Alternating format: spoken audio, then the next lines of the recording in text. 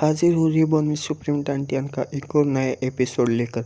Video पसंद आए तो वीडियो को लाइक और चैनल को सब्सक्राइब करना ना भूलिएगा। चलिए वीडियो शुरू करते हैं। एपिसोड की शुरुआत में हमें क्यूंशु को दिखाया जाता है जो कि उस एंशिएंट एम्परर के सामने खड़ा हुआ होता है। फिर वो एंशिएंट एम्परर क्यूंशु से कहता है कि क्या ग्रेट या हुआ एम्परर वो लास्ट एम्परर था पूरी दुनिया में। ये बात सुनकर क्यूंशु उस एंशिएंट एम्परर से कहता है कि नहीं, 80,000 साल पहले एक काई फेंग नाम का एम्परर आया था और उसने ग्रेट एम्परर के पोजीशन को हासिल किया था, लेकिन वो थोड़े से ही समय में कहीं पर गायब हो गया था और इन 80,000 सालों में कोई भी एम्परर नहीं बना। ऐसा लगता था कि जो ग्रेट एम्परर बनने का जो रास्ता है वो टूट चुका है। फिर क्यूंशु हंसते हुए अपने मन में कहता है कि जब मैं इस दुनिया में आया था तब मैंने यहाँ पर की कुछ हिस्ट्री की किताबें पढ़ी थी। अगर ऐसा नहीं किया होता तो मैं इनके सवालों का जवाब देना काफ़ी मुश्किल हो जाता। फिर एंशिएंट एम्परर क्यूंशु से कहता है कि एम्परर काइफेंग मैं समझ सकता हूँ।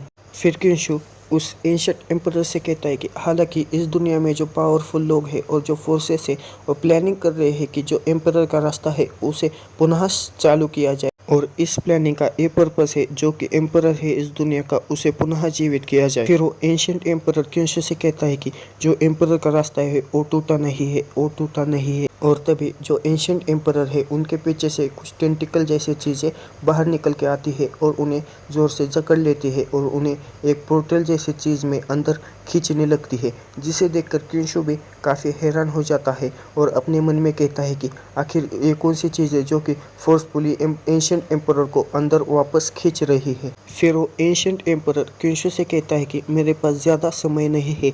अगर एक ग्रेट एम्परर के बारे में नहीं होता तो मैं आपसे कभी भी बात नहीं कर पाता और तुम इस ग्रेट एम्परर के रास्ते पर आगे बढ़ते रहो। तुम कितना दूर जाते हो ये तुम्हारी किस्मत पर होगा। फिर वो चिल्लाते हुए क्यूंशु से कहता है कि यह दुनिया एम्परर के बिना कुछ भी नहीं है।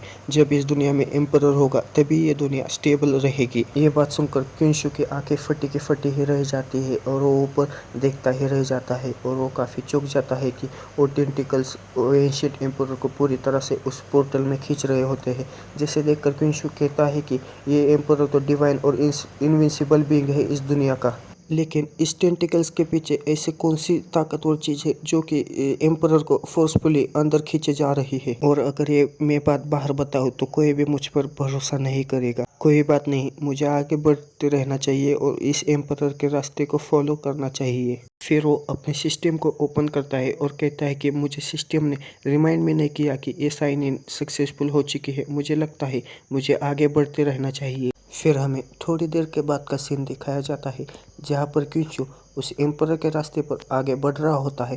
तभी उसके बाजू में कुछ ट्रेजर्स आ जाते हैं, जिसे देखकर क्यूंशु कहता है कि क्या मुझे इनमें से कोई ट्रेजर चूज करना है। फिर क्यूंशु एक मोती जैसे ट्रेजर की तरफ अपना हाथ बढ़ाते हुए कहता है कि बदकिस्मती से जो ये ट्रेजर है वो काफ़ी नीचे दर्जे के है मेरे सिस्टम के रिवॉर्ड के मुकाबले में, और वो अपना हाथ वापस खींच लेता है। ऐसा कहकर क्यूंशु उस एम्परर के रास्ते पर आगे बढ़ने लगता है। फिर थोड़ी दूर जाने के बाद उसके सामने बहुत सारी फीमेल डेमन्स आ जाती है।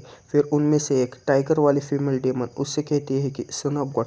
फिर एक दूसरी मक्खी वाली फीमेल डेमन उससे कहती है कि सन ऑफ गॉड यहाँ पर आइए। फिर तीसरी कैट वाली डेमन गर्ल अपने बड़े बड़े आर्मर दिखाते हुए उससे कहती है कि मैं सन ऑफ गॉड की एक छोटी सी फीमेल डेमन हूँ। ये सब देखकर क्यूंशु थोड़ा सा बेचैन हो जाता है और कहता है कि ये सब लोग मुझे आगे बढ़ने से रोकने के लिए आए हुए हैं। ये जो एम्परर का रास्ता है ये पूरी तरह से लोभ से भरा हुआ है और तो इसमें फीमेल डेमन्स भी बाहर आए हैं। फिर क्यूंशु वहाँ से आगे बढ़ते हुए कहता है कि बदकिस्मती से मैं इस बॉडी का असली मालिक नहीं हूँ, मेरे अलग और स्पेशल हॉबीज़ है। फिर क्यूंशु ऐसा कहकर आगे बढ़ जाता है और पीछे से फीमेल डेमन्स उसको दिखती रह जाती है। बस दोस्तों, इस वीडियो में इतना ही। मिलते हैं अगले किसी वीडियो में। Okay bye.